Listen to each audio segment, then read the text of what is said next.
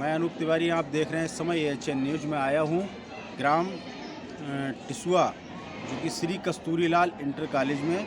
यहाँ पर एक मतदाता जागरूकता अभियान की यहाँ पर रैलियाँ गांव में निकाली गई हैं और यहाँ की क्या व्यवस्था है मैं आपको बताऊँ। क्या नाम है आपका? इसरार है।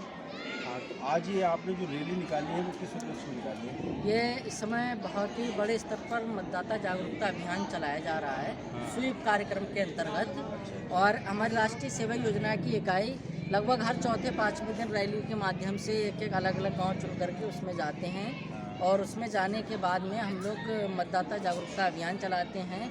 अभी आज हम लोग टिसुआ गए, बहुत बड़ा कस्बा है और पूरे कस्बे को घूमा। लगभग हम लोगों ने 2-2.5 घंटे रैली निकाली है और जो भी माताएं, बहनें या जो ऐसे युवा भाई जिनकी उम्र 18 वर्ष पूरी हो चुकी है उनको मतदान करने के लिए जागरूक किया और उनसे कहा कि आप लोग अपने मत का उपयोग हर हाल में करें, क्योंकि आप जब अपने मत का उपयोग करते हैं तो एक अच्छी सरकार चुन सकते हैं।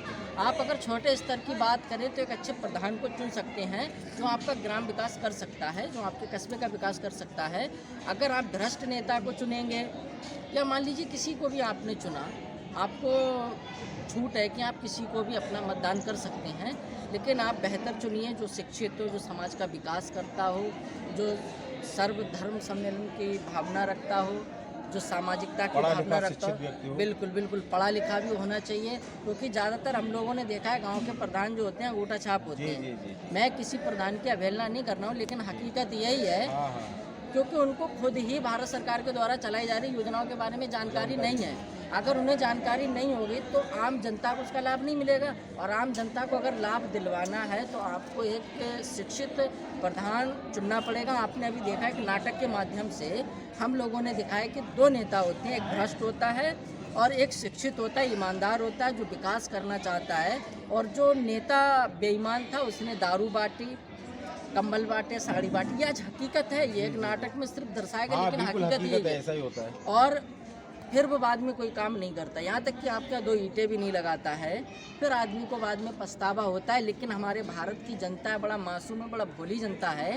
होता क्या है, ये 5 साल तक उस व्यक्ति के दुख दर्द को सहती रहती है, वो जो भी इन पे यातनाएं करता है उसको सहती है। एट द लास्ट जब भी इलेक्शन होने को करीब आता है तो वो 2-4 ऐसी चीज़ें काम करा देता है, चाहे प्रधान हो या मैं और किसी सरकार की बात नहीं कर रहा हूँ, प्रधान हो कोई और हो। जब आपने देखा कि एट द लास्ट अंत समय में वो 1-2 अच्छे काम करा देता है तो जनता 4.5 या 5 साल से जो यातनाएं झेल रही उसको भूल जाती है। लेकिन हमें वो सारी चीज़ें याद रखनी है। एक शिक्षित व्यक्ति को चुनिएगा जो आपके यहाँ विद्यालय की व्यवस्था कराए, जो बेटियों के लिए शिक्षा की व्यवस्था कराए, जो गरीब आदमी के सर पे झोपड़ी दे। हालांकि अपने पास तो कुछ नहीं देगा, देती भारत सरकार ही है, और भारत सरकार का पैसा जो होता है वो इस्तेमाल नहीं हो पाता, बल्कि वापस चला जाता है। तो उद्देश्य ये है कि लोग 100% अपना मतदान करें। और जो चुनाव आयोग है उसकी भी पहल है कि स्वीप कार्यक्रम के अंतर्गत प्रति एक व्यक्ति अपना मत का दान करे और समाज जागरूक होगा, उतनी जल्दी देश विकसित होगा। जी, जैसा कि आपने देखा यहाँ पर कि यहाँ पर एक मतदान जागरूकता अभियान के तहत यहाँ पर एक रैली निकाली गई टिसुआ कस्बे से, और यहाँ पर मतलब बिल्कुल सही बात है कि एक सही शिक्षित और पढ़े लिखे व्यक्ति को जो हमारा कार्य कर सके, हमारे शिक्षा के लिए कार्य कर सके, हमारी बेटियों के लिए सही मार्गदर्शन दे सके, तो उसी को हमें चुनना चाहिए। आने वाले समय में हमारा भी यही विचार है कि इसी तरह से आगे विकास होना चाहिए और मतदान होना चाहिए। जय हिंद, जय भारत।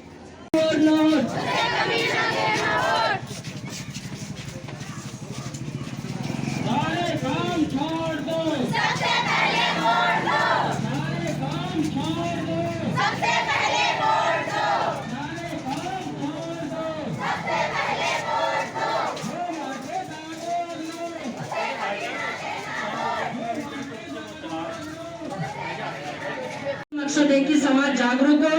बहुत से लोगों के दिल में ये ख्यालात आते होंगे कि किसको वोट दें। आप जिसको बेहतर समझते हैं उस पार्टी को वोट दें, लेकिन आप अपने मत का दान अवश्य करें। इससे बड़ा कोई लोकतंत्र नहीं हो सकता है कि आपको मत का दान करने का अवसर प्राप्त होता है। ये बेटियां हैं, ये नारी शक्ति बैठी है यहाँ पर, आप देखते होंगे क्योंकि ये वही नारी शक्ति है जो आज मतदान में सबसे ज्यादा पिछड़ी हुई है। अगर इसको अपने मत के अधिकार या अपने जो संविधान ने इनको अधिकार दिए हैं उनको भुनाना है, अपनाना है, तो आपको भी मतदान करना पड़ेगा। आप इस नुक्कड़ नाटक के माध्यम से सिर्फ इन्हीं को जागरूक नहीं करेंगे, बल्कि आप अपने अपने घर जाएंगे, अपने अपने ग्रामवासियों को, अपने अपने पास पड़ोस मोहल्ले के लोगों को हम लोग मतदान के लिए जागरूक करेंगे। यही हमारा सबसे बड़ा आह्वान होगा और यही हमारा सबसे बेहतर रिजल्ट होगा। सभी का बहुत बहुत धन्यवाद। एक बार कस्तूरीलाल इंटर कॉलेज की तरफ से आप सभी का बहुत बहुत धन्यवाद, बहुत बहुत आभार।